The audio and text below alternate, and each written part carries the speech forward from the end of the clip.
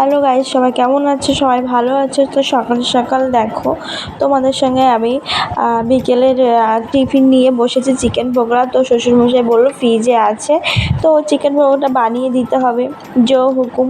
তো আমি ফ্রিজ থেকে বার করলে মাংসটা ধুয়ে, তারপরে দেখো ঘরোয়া পদ্ধতি আমি কীভাবে বাড়িতে বানাই সেভাবে আমি তোমাদের রেসিপিটা দেখাচ্ছি, যে যেভাবে বানাতে পারে। তো আমি এভাবেও বানাই আর একভাবেও বানাই।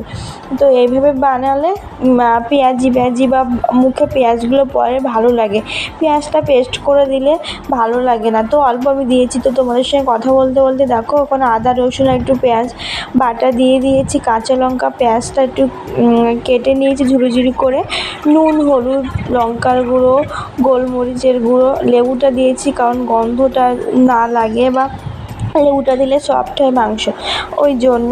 এখানে দেখো চালের গুঁড়ো বেসন দিয়েছি, দিয়ে